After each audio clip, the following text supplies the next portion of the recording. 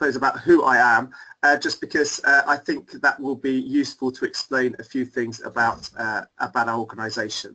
So many of you will know that the Landscape Institute's Library and Archive came to the University of Reading a few years ago, and it's part of our largest museum collection, which is the Museum of English Rural Life.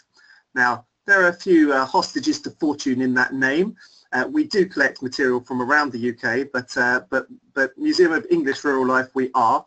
And I'd love to be able to show you the museum today, but the technology of a webcam is a little bit tricky to do that. And more to the point, we are actually currently closed for a redevelopment. Now, people can access the archive and library, but I can't show you the galleries. By the autumn, we'll be back up and running, and we'll be able to invite all those people in the LI to come and see what we've done.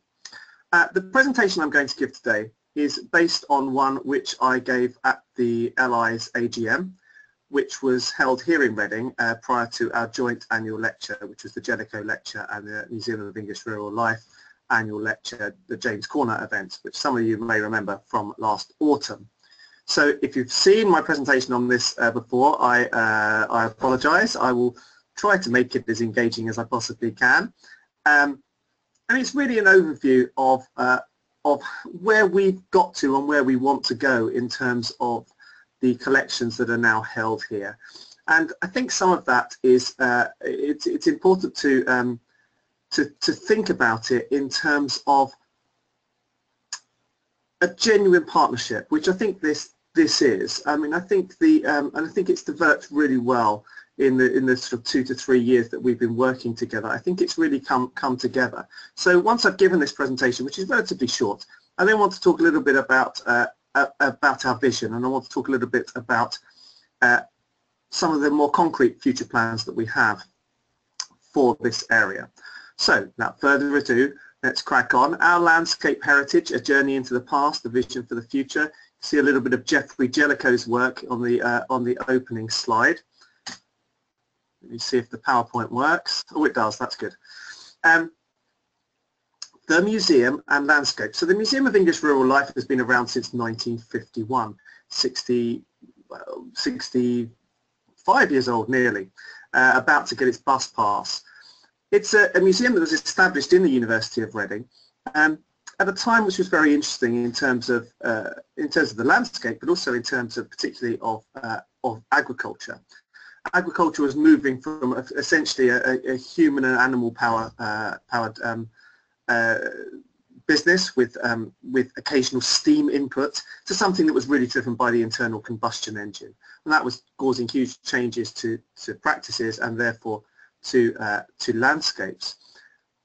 So landscape, naturally, as a museum that collects material about farming, about food, about the countryside, landscape is an important part of that. So before the Landscape Institute collections came to Reading, there was already an awful lot here. We have 1 million photographs. Many of them contain landscape views, and you can see the sorts of things. One might be clearance of woodland, one might be a view which is, the other view which you can see on the right, which is more kind of a national park type landscape. We've got lots of material that's about the countryside and access to it and how it's used in terms of particularly of agriculture, but also for craft and for rural housing and for all sorts of other things. So lots of material here. Examples of that might be the archive of the Council for the Protection of Rural England, or of the Campaign for National Parks, or the photographic archive of Farmers Weekly. So lots of material that's about landscape, but that we hadn't really characterised as being about landscape, and that wasn't really so much about designed landscape. But that doesn't mean we don't have anything about designed landscape, and here are a couple of examples. So we have the archive of Ransom's, Ransom's the great lawnmower maker, and we also have the archive of Sutton's, the seed business. Both of these are very much involved in and having to respond to changes to design landscapes. So for instance, something like the growth of the idea of having a tennis court in your garden, or the introduction of golf courses, the growth of golf courses in the 19th and 20th century, are things that these manufacturers of equipment or seedsmen, in the case of Suttons, are having to respond to, and they get out there and they start selling different products, and they start doing different things to respond to very much designed landscapes, to gardens, to parklands, to whatever else is being done. And also the other image shows actually the university's main campus up at White Knights in South Reading, which is a beautifully designed landscape. It's not quite as pretty as it appears in this painting from, I think, 1801 by Hofland. But it was laid out by the Marquis of Blandford towards the end of the 18th century. He in fact spent so much putting in a lake and a wonderful library in his house that he bankrupted himself and had to move back to Blenheim Palace, as you do. So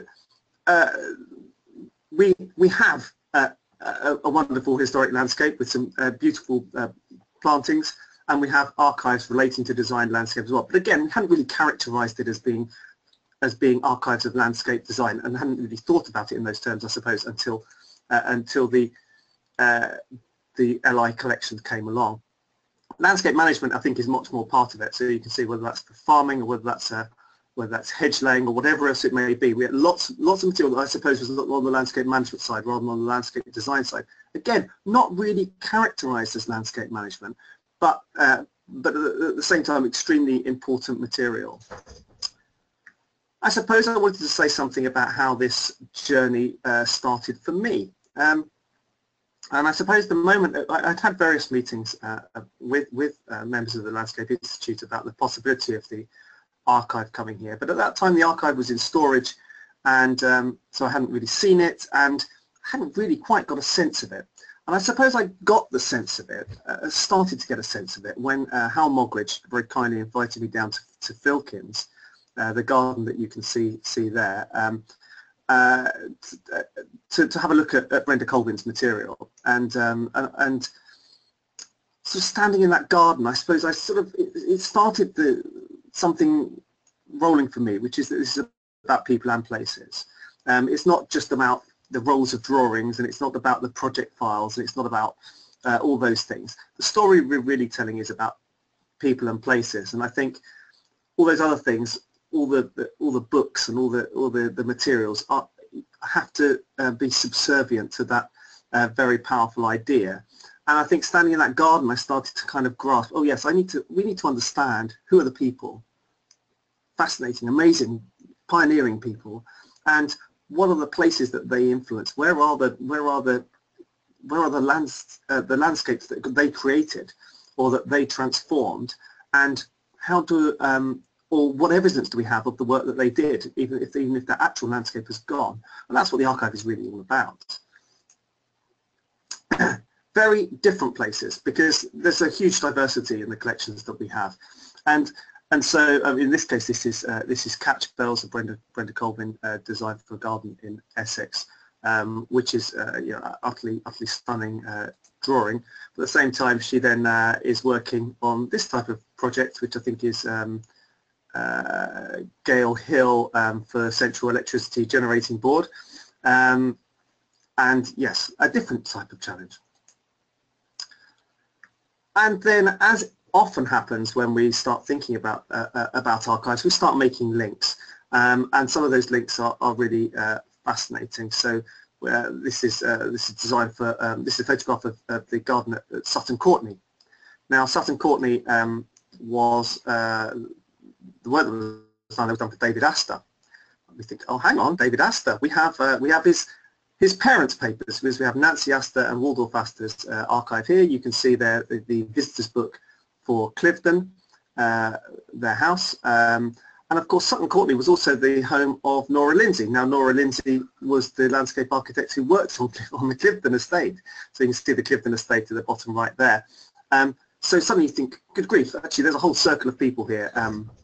Nora Lindsay designs Cliveden. We've got huge amounts of material relating to Cliveden for the Astors. Then later, Sutton Courtenay actually comes to the Astors and becomes an Astor property, and then they're bringing landscape architects in to work on it as well. So really interesting links there.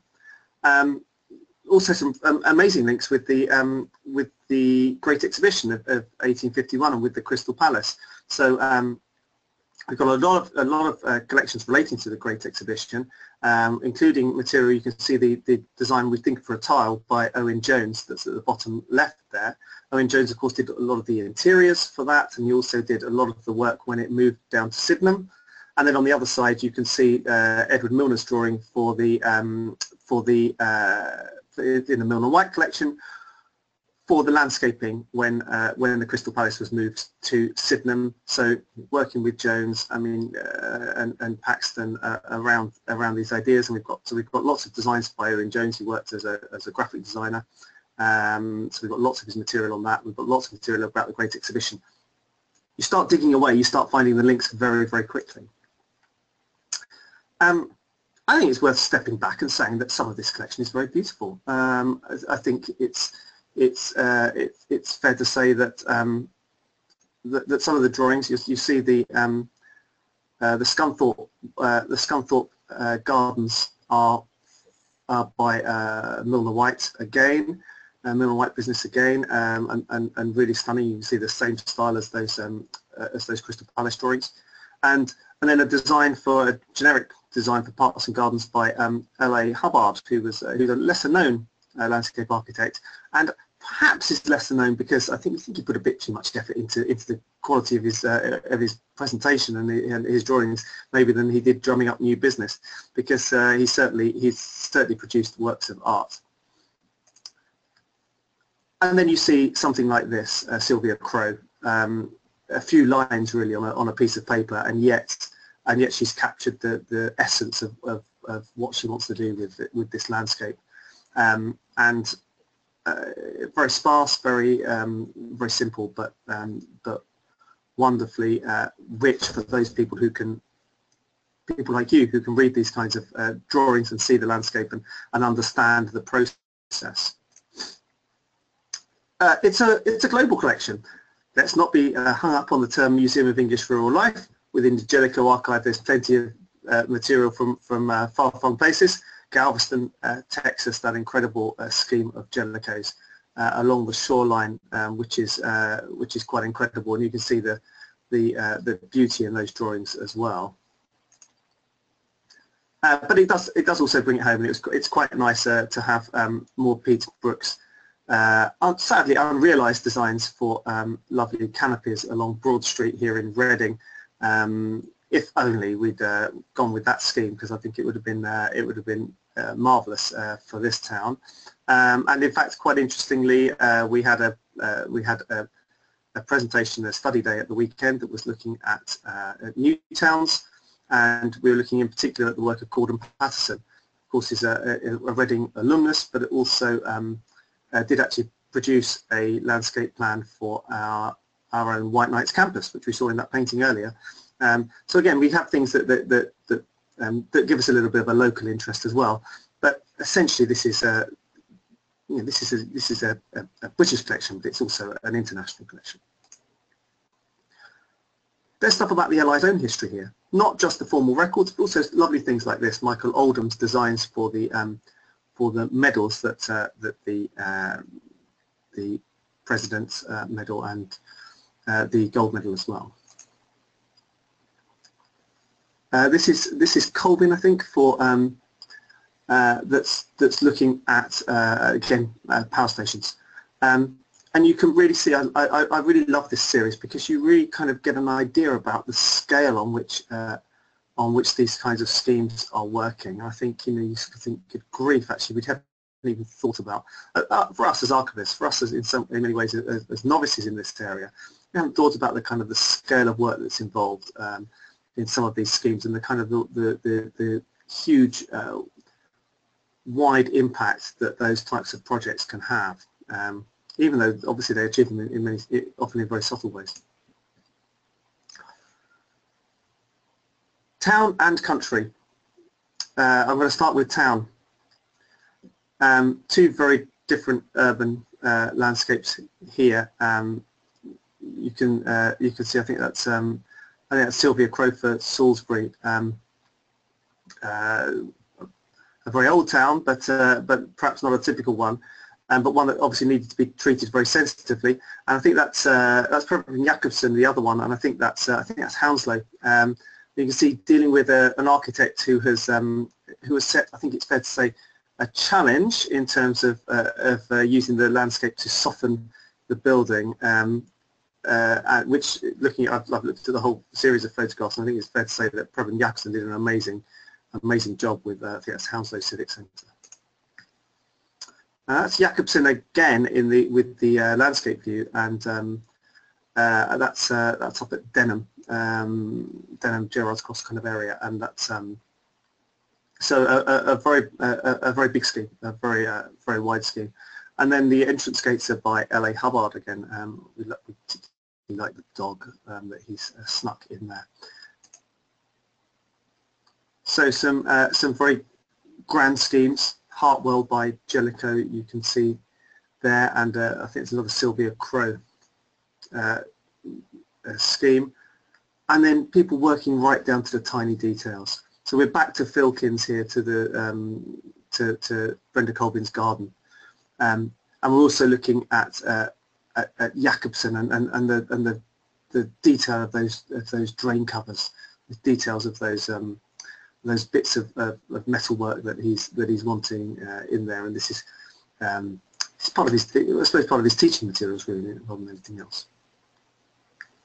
So I just want to move on to talk a little bit about our vision. This is another of the Hofland views of White Knights Park here in Reading, and what I wanted to, I suppose, talk about. Actually, I'm just going to turn my webcam on so you can see me rather than my slide.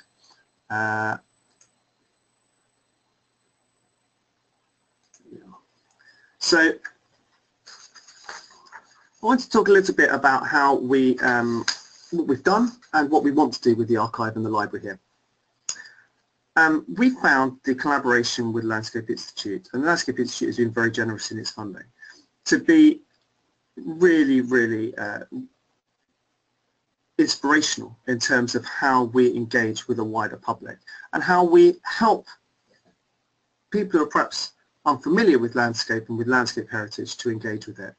And I think it's we've started to do some quite exciting things. But firstly, what we had to do was to tackle the nuts and bolts of looking after a collection. I'm not going to give you, you'll be pleased to hear, a lesson in how to look after library and archive collections. And if any of you are interested in a career within that area, then do feel free to drop us a line. But what I wanted to do was sort of give you a quick idea of the sorts of things we've managed to achieve.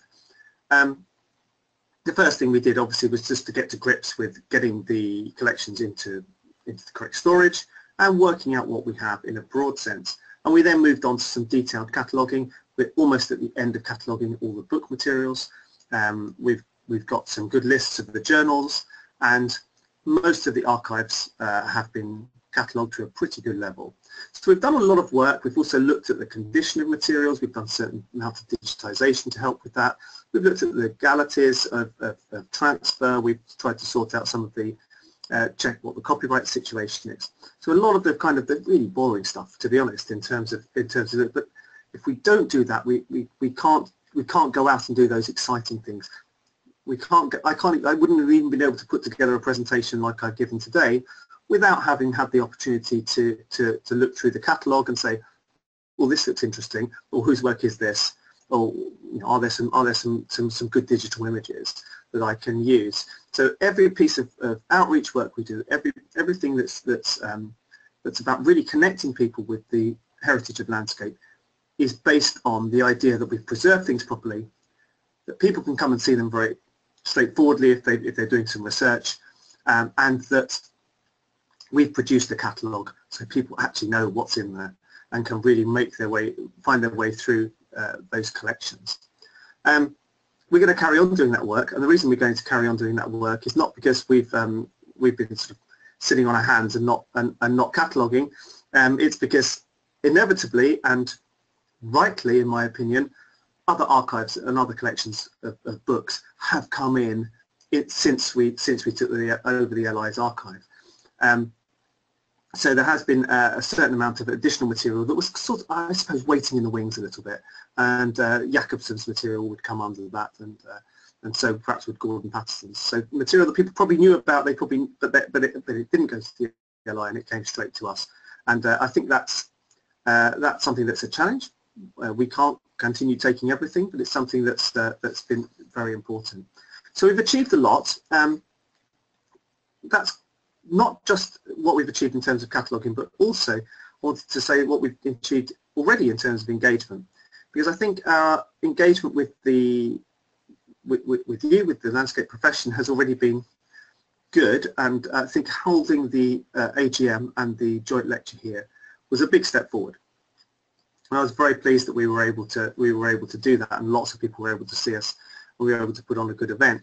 But I think more importantly, in some ways, has been the establishment of FOLA, which is the Friends of the Landscape Archive and Library at Reading. They've been putting on annual study days and organising all kinds of activities. And that's an organisation that was set up essentially to advise us and to steer us in terms of how we use some of the funding that we get from the LI to the best possible advantage. So we've been very pleased that we've been able to do that. But what next? What are the next steps that we want to take?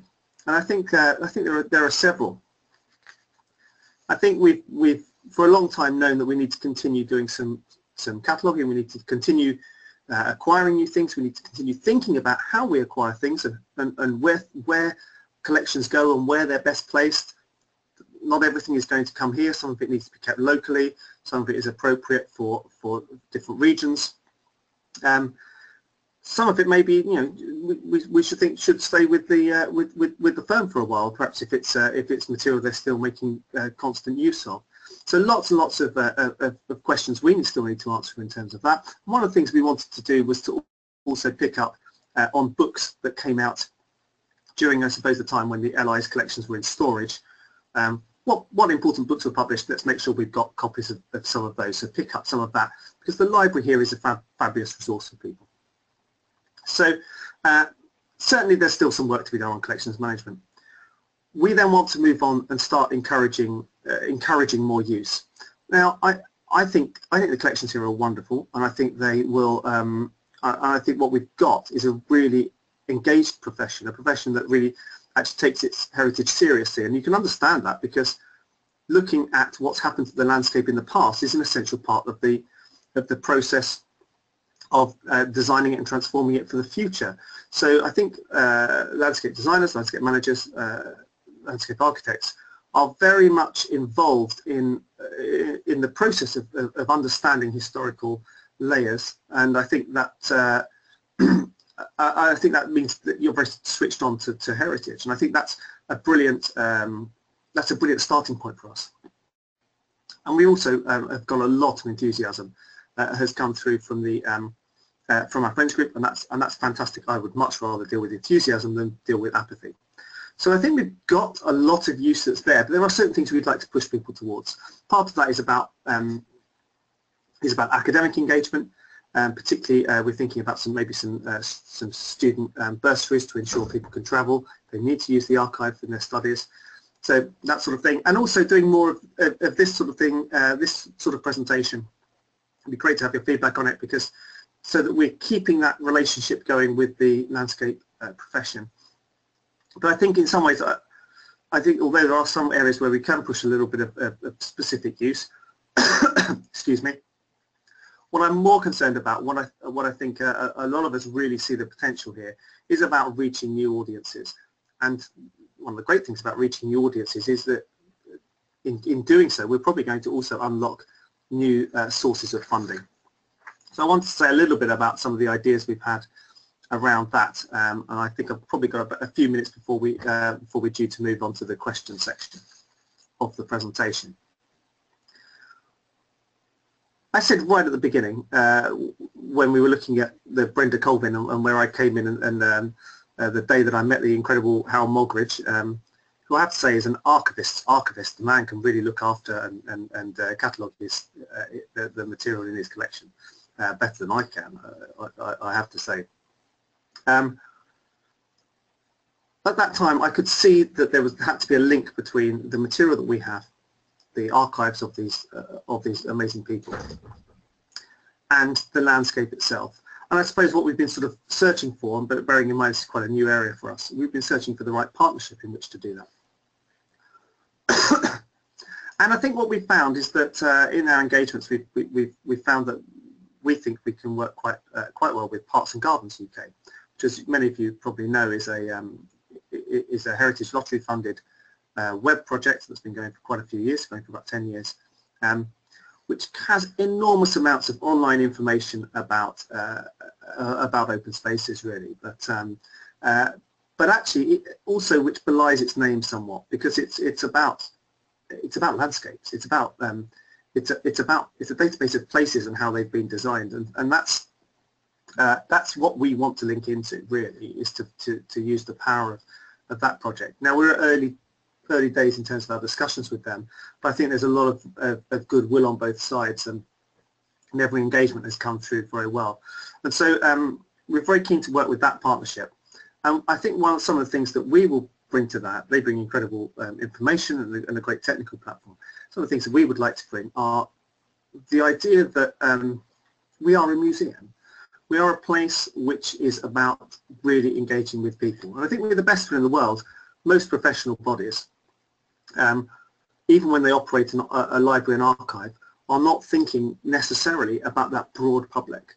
The museums do it naturally. Now, I'm not a museum curator, but working in a museum environment, it's a natural thing that we do. We always think about the broader public, whether that's the public who can come and visit our museum, or increasingly the public who engage with us through social media or engage with us through our website.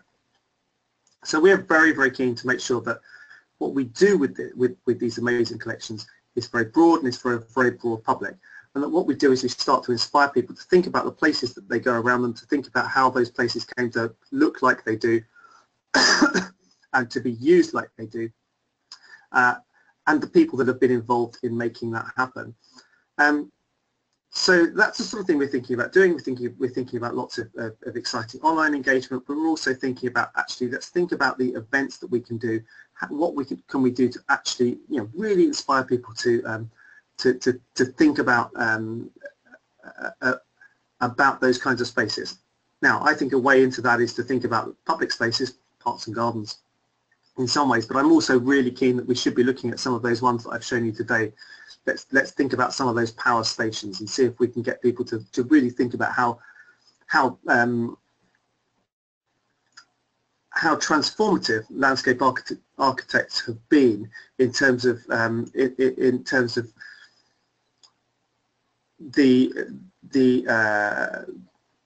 materials and the legacy of our industrial past and our industrial present in some ways. I hope that's been useful. A quick overview, I suppose, of our collections with some pretty pictures, and then a little bit about what I think we've been doing and what I think we're going to be doing. And I'm very happy to see if there are any questions. And amazingly, I'm actually on time, which may be a first. You are absolutely on time, Guy. I'm very impressed. Thank you very much for that in-depth and comprehensive view. That was really interesting, and I remember my visit to Merle last year was a bit rushed because I was there to organise something else, so I didn't get a chance to quite go in and have the tour. So maybe we should all organise that for a few months' time when it's reopened. Absolutely. I mean, we're always very happy to welcome members of the Institute, either individually. I mean, the collections, like I say, are available for people to look at. The library is open. We're open all week, so Monday to Friday, 9 to 5. This is a bad week to say that because, of course, it's Easter, and so universities do like to do a little bit of a shutdown over Easter. But generally, throughout the year, Monday to Friday, 9 to 5, you can come and use the library. The library, you can browse the shelves, an incredible selection of books. And you can look at, with a bit of notice, you can get to look at some of these incredible archives as well. I mean, I talked about a few days' notice. Fantastic. Well, that's good to know. I'm sure everyone's glad to hear that. This is your opportunity to ask Guy any questions you may have. I know if you're anything like me, I will come up with my brilliant question an hour later. So if that is the case, do feel free to pop us an email. As with any of these webinars, 24 hours after, you'll get sent an automatic feedback survey, which gives you the opportunity to contact us and relay any questions you may have. It's also being recorded as usual and will be uploaded onto our YouTube channel. Guy, we've got a question here from Michael Beswick. If I can read it out to you. I've got it on screen. Oh, fantastic. Have you got it up on screen? Yeah, so as an archivist, what was it like to have an unprecedented look through the history of landscape and the profession?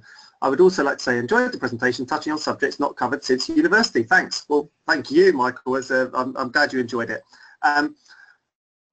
Yes, I mean, the archivist often finds themselves in areas where you think, I don't know anything about this. And particularly somewhere like here where we have such a very broad range of collections. My background is in theatre archives, I suppose, to the extent that I know anything in any detail about anything. So I was coming at it very, very new.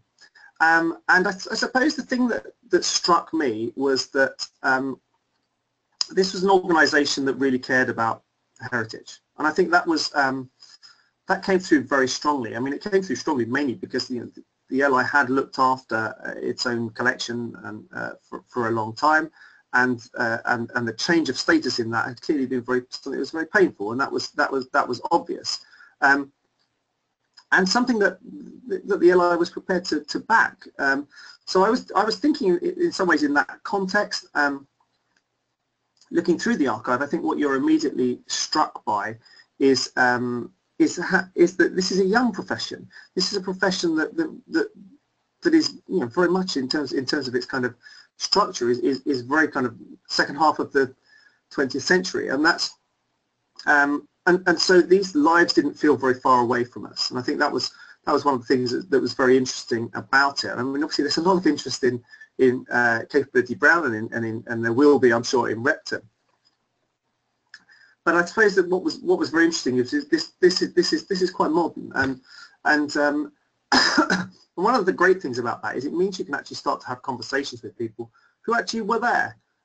So again, I refer back to Hal Mogbridge, and the idea that I was thinking about Colvin, and we were talking about her as if she'd almost as if she'd not long gone. Which that's a great thing about having an archive that's got that contemporary feel to it.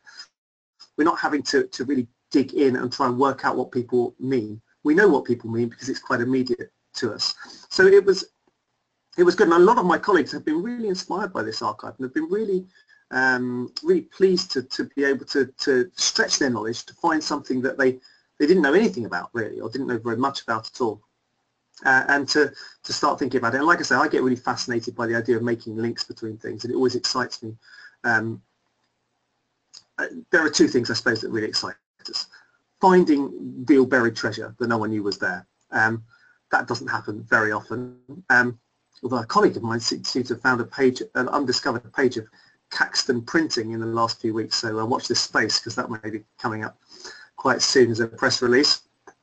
But we don't often find those kind of nuggets of buried treasure. What we do sometimes find is new links, and that's the other thing that's always really exciting, is being able to say, oh, I understand now, this links to this. Oh, okay, I start to piece together this picture. Gosh, isn't that amazing? We could do a really fabulous exhibition around this, or we could make a presentation, or I wonder if we can get someone to make a paper, write a paper about this and get it published. So yeah, exciting is what it is, how I've really felt about it.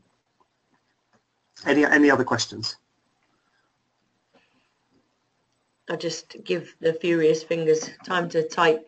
I know it's not a very contested subject, so some people might not have lots of questions. They're just happy to hear all about it and hear impassioned people. I'd encourage people, if you are passionate about this area, then do have a look at FOLAR, which is the Friends group. I think it's FOLAR, FOLAR.UK.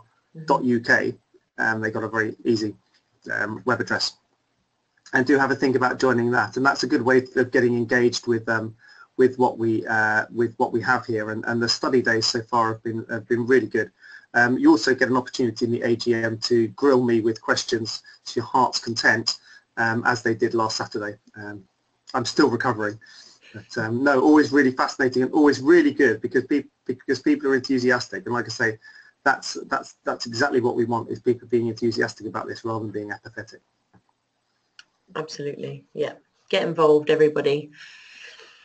Right, we'll give one more minute, so if anybody has a burning question for Guy, they can do so. Otherwise, as I said, you do have an opportunity afterwards. Don't feel like if you can't phrase it just yet, that's it.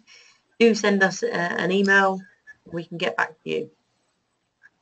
And like I say, I mean, we have an inquiry service. The collection is open for people to see. I'm sure there'll be plenty of organised events within the next year or so for people to come and do it, either through FOLA or through the LI itself, or directly from us. But like I say, you can come in and just ask to see some things.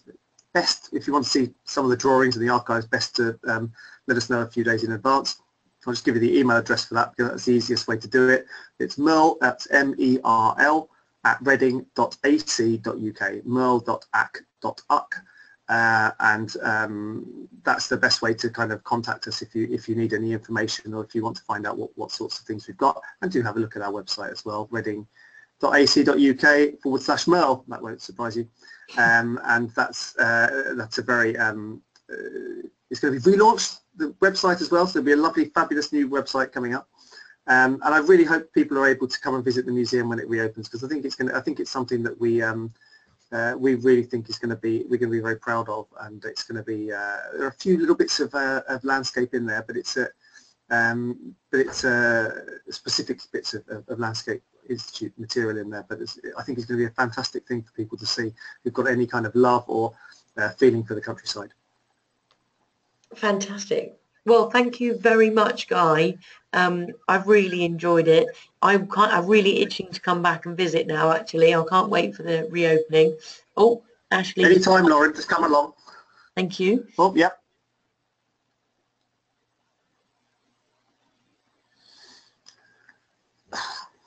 In some ways, Ashley, so Ashley has asked, as somebody who is relatively new to the profession and the research you have done, where do you see the direction of landscape architecture developing in the future? In some ways, Ashley, I'm the wrong person, because I'm not a landscape architect. I'm not even a landscape historian. But I think to start to think about your question, I think what's really important is that people don't forget that there have been amazing pioneers, and I think that's I think what we see. What we see these days is we're going to start seeing layering and layering and layering of different landscape schemes, because we've moved out of that kind of industrial society, and we've now and that was obviously a huge surge in terms of the changes that made to our urban environments, the changes of industrial landscapes. There's been a huge kind of spur to landscape architecture, a huge opportunity in many ways. But I think what I can see now is we're having to go back and revisit what was done. And I think we had a really interesting presentation at the weekend by people who've been working on the water gardens of Geoffrey Jellicoe, which are in Hemel Hempstead. And they've been looking back on this scheme and looking back and saying, is this a missed opportunity? Should they have done the whole of Jellicoe's amazing scheme for the centre of Hemel Hempstead, which would have been absolutely beautiful? But also just trying to get the water gardens that he did implement back to their kind of back to their former glory, and back to doing the things that he would have wanted them to do, to act as a social space, to act as a buffer between the kind of I suppose the kind of parking areas and the shopping areas, and do all those things that really good design does. And I think what's going to be interesting, and an interesting challenge, is going to be people going back and reworking things that have been done by landscape architects in the past, rather than just going into something that's been a power station that's being built by people who build power stations. Actually going back and revisiting the work of your predecessors, of the giants on whose shoulders you stand in many ways, and having to go back and say, actually, what were they trying to do? So I actually think the historical element is actually going to be quite important in the future. I think it's going to be something that's going to be perhaps more important than we realise. I don't think it's all going to be brave new world, let's do something, let's always be doing something different. There'll be lots of innovation, but I think some of it will be reworking and rethinking, and the innovation will come out of rethinking the work that's been done before. I hope that's a useful answer from a layperson, really. Thank you, Guy. That's it's a difficult one to answer. Even from a landscape architect, that would be a difficult one to answer. So I think I failed to answer it as well as I could. No, well, I think it's such a diverse and wide industry, and it would completely be dependent on, you know, what your personal, you know, as well as the industry whole, what your practice was doing, what you wanted.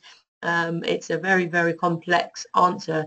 Maybe we can put to the LI and see what they think. I do think one yeah, I mean, I do think one of the things that's very interesting is also the idea of interdisciplinarity that's going to come together, because I mean, landscape architects have always worked in a very, as far as I can tell, in a very, you know, interdisciplinary way. But I think the idea that there's going to be, I think the kind of the environmental side is going to be very powerful, and I think how those fit together is going to be a huge challenge. And I think a lot of how it develops is going to depend on what the environmental agenda is going to be, whether that's going to be quite a localist agenda, whether that's going to be quite a global kind of climate change driven agenda. I think that's going to be, you know, or whether it's going to be down to resource like water and things like that, and how those are going to be important. So I think those questions, those huge questions for the world, are going to be reflected naturally in the challenges that are going to be facing landscape architects. And I think, to be honest, also probably the challenges are going to be facing archivists and museums. I mean, we're going to be dealing with the same sorts of issues as well, although we're often a step behind trying to record them rather than necessarily at the forefront of them. But I think those will be actually the big changes. And if there's something that I think we're very proud of, it's our ability to look across disciplines, to say this is a collection that is not just for, it's a collection of historical material that is not just for landscape architects to look at. It is for landscape architects to look at, don't get me wrong, but it's also something that's for social scientists to look at, for geographers to look at, for town planners to look at, for artists to look at, for anyone who wants to see it to look at, but for environmental scientists to look at, for, dare I even say it, architects to look at. But I'll stop there before I say something rude. Probably wise. All right, fantastic. Well, I think we can draw it to a close there, but thank you everyone for attending, and thank you so much to Guy Baxter for that wonderful presentation. And I'm sure it won't be the last we're hearing from you. And everybody go and visit Merle when it reopens. You will all be very welcome. All right. Thank you and have a good afternoon. Goodbye. Thank you, Laurie.